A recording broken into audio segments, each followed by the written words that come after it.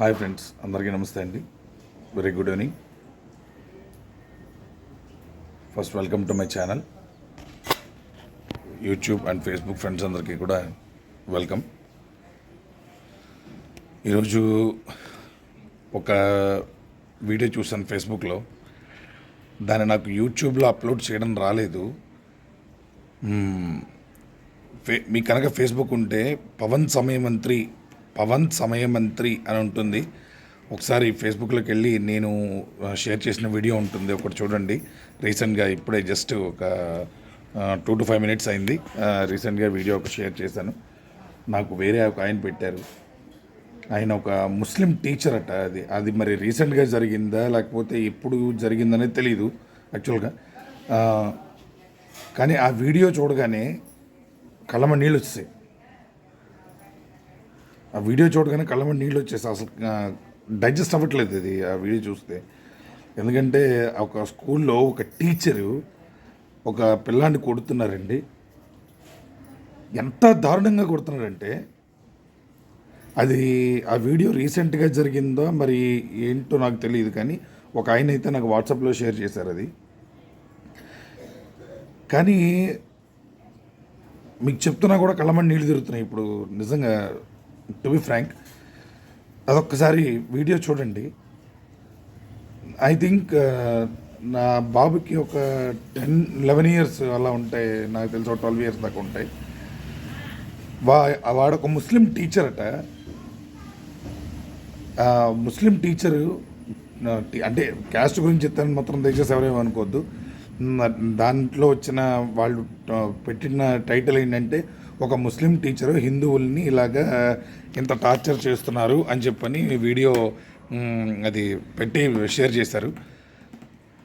So నేను చూడగానే నిజంగా వాళ్ళ క్యాస్ట్ ఏంటో ఇంకోటి అది అంత తర్వాత పక్కన పెడితే, ఆ పిల్లాడు సార్ చాలా గట్టిగా తగులుతుంది సార్, కొట్టకండి సార్ అని ఏడుస్తూ చెప్తున్నాడు వాడు. అయినా కూడా వాడు వదలకుండా వాడు కొట్టడానికి వాడే కర్రలు, సారీ ఇలా అంటున్నానని కాదు, దాని ఆయుధాలు అనొచ్చేమో. ఒక పోలీసోడు ఒక దారుణం చేసిన ఖైదీని ఎలా అయితే శిక్షించి పెద్ద లాఠీలతో కొడతారో, ఈ సైజు లావు ఉన్న లాఠీలతో కొడతారో, వాడు ఆ సైజు ఉన్న కర్రలతో కొడుతున్నాడు. వెనకాల సీటు మీద కొడుతున్నాడు పిల్లాన్ని. కడుపు తరుక్కుపోయి గుండెల్లో బాధ తీరట్లేదు సార్. ఎవరి పిల్లలైనా ఒకటే కదండి. మనందరికీ పిల్లలు ఉన్నారు, అందరికీ ఫ్యామిలీస్ ఉన్నాయి. ఎవరి బాధ అయినా ఒకటే, ఎవరి పిల్లాడైనా ఒకటే. ఈరోజు ఎవరోకో ఎక్కడో ఏదో జరిగింది కదా అని చెప్పని మనం ఫేస్బుక్లో జస్ట్ ఒక లైక్ కొట్టేస్తున్నాం, ఒక షేర్, కనీసం షేర్ కూడా కొట్టట్లే. అలాంటివి మనకెందుకు జరుగుతుందిలే. ప్రతి వాళ్ళలో నేను ఉన్నాను. ప్రతి వాడు ఇలా ఇర్రెస్పాన్సిబిలిటీగా ఉన్నాం కాబట్టే మన సమాజంలో, మన దేశంలో ఇన్ని అత్యాచారాలు, ఇన్ని అఘాయిత్యాలు జరుగుతున్నాయి. Please note this point. దయచేసి ఎవ్వరూ ఏమనుకోకండి, నేను ఎవరిని బ్లేమ్ చేయట్లా. అలాంటి లుచ్చా పనులు చేసే టీచర్లని, అలాంటి లుచ్చా పనులు చేసే యదవల్ని నేను తిడుతున్నాను సార్. అంతకన్నా ఎవరు ఏమనుకోవద్దు దయచేసి ప్లీజ్. నాకు యూట్యూబ్లో అప్లోడ్ చేయడం రాలేదండి. నేను ఇప్పుడు చేయబోయే వీడియో యూట్యూబ్లో అప్లోడ్ చేస్తున్నాను. నా వీడియో చూసిన తర్వాత ఈరోజు మ్యాక్సిమం నాకు తెలిసి ప్రతి ఒక్కళ్ళు కూడా ఫేస్బుక్ ఉంటుంది. ఫేస్బుక్లో పవన్ సమయమంత్రి అని ఒక్కసారి సెర్చ్ చేయండి. సెర్చ్ చేసి ఆ బాబును కొట్టిన వీడియో, అంటే నేను వేరే ఫోన్ నుంచి దాన్ని వీడియో రికార్డ్ చేసి అప్లోడ్ చేయడం జరిగింది. అది ఎలా చేయాలో నాకు అర్థం కాలే. సో ఏదైనా సరే షేర్ చేయాలి, అది మీ వరకు తీసుకురావాలని చెప్పి థాట్ వచ్చి నేను చేస్తున్నాను ఫ్రెండ్స్. దయచేసి వాడు బయటికి రావాలి. అసలు అక్కడ ఇది ఎక్కడ జరిగిందో ఏంటో మీడియా ముందుకు రావాలి. వాడు ఆ బాబు పేరెంట్స్ ఎవరైతే ఉన్నారో వాళ్ళకి సారీ చెప్పాలి, మీడియా ముందు సారీ చెప్పాలి.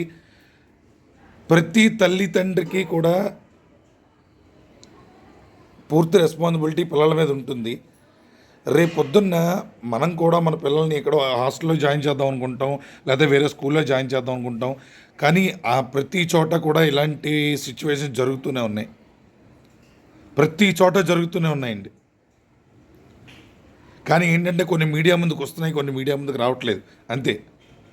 తెర వెనకాల భాగవతాలు చాలా చాలా చాలా ఉన్నాయి మనకు తెలియనివి.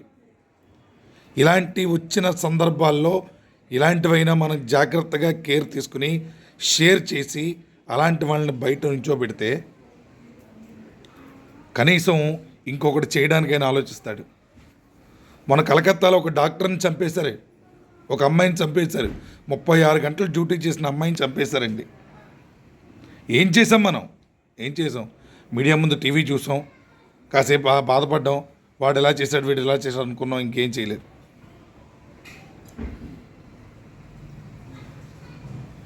ఎన్నో జరిగాయి ఆ కేసులో కూడా. వాడి మీద కేసు ఫైల్ చేశారు, అయినా కూడా నేను చేయలేదని చెప్పని వాడు మళ్ళీ ప్లేట్ తిప్పేశాడు.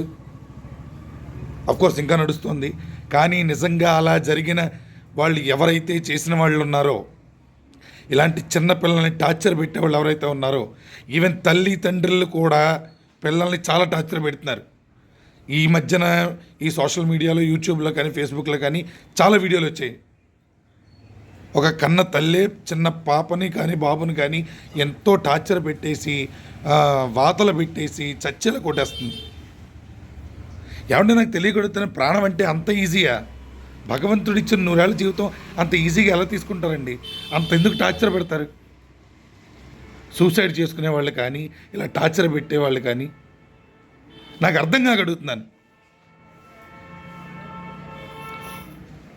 దేవుడిచ్చిన 100 ఏళ్ళ జీవితం మీకు చాలా సింపుల్గా కనిపిస్తుంది మనందరికీ కూడా.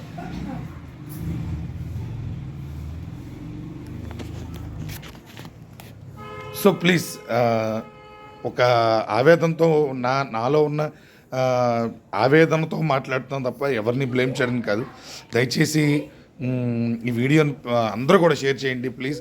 ఆ వీడియో దయచేసి చూడండి, దాన్ని పూర్తిగా వైరల్ చేయండి. ఇది ఒకవేళ రీసెంట్గా జరిగితే కనుక వాడు ఖచ్చితంగా బయటకు రావాలి. అలాంటి టీచర్స్ని ఇది చేయకూడదు, అలా టార్చర్ పెట్టే టీచర్స్ వద్దు. అఫ్కోర్స్ అంటే నేను ఇంకో రకంగా చెప్పట్లా, పిల్లలన్నాక తప్పు చేస్తారు, ఉప్పు చేస్తారు, వాళ్ళకి నచ్చ చెప్పవలసిన బాధ్యత ఉంది. అంటే టీచర్ అంటే కొట్టకూడదని నేను అన్ను. మా పిల్లలు చదివే స్కూల్లో నేను ఒకటే చెప్తాను సార్, చదువు విషయంలో కానీ ఒక మేడం ఉంటారండి మా స్కూల్లో, మా పిల్లలు చదివే స్కూల్లోను ప్రిన్సిపల్ మేడం ఒక ఆవిడ ఉంటారు. మేడం, చదువుకునే విషయంలో మా కనుక ఏది జరిగినా కూడా కొట్టండి మేడం, పర్వాలేదు, చదువు విషయం వరకు. మిగతా విషయాలు ఏమైనా ఉంటే పేరెంట్స్కి తెలియజేయండి, మీరు కూడా రెస్పాన్సిబిలిటీ తీసుకోండి అని చెప్తే షూర్ సార్ అని చెప్పారు ఆవిడ. సో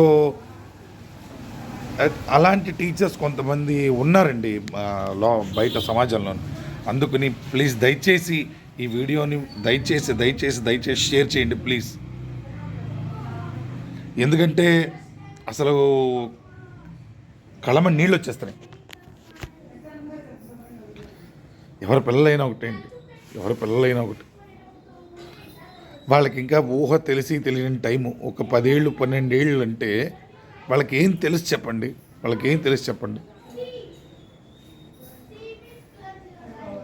ప్లీజ్ ఫ్రెండ్స్, దయచేసి ఈ వీడియోని షేర్ చేయండి ప్లీజ్. Thank you. జై హింద్.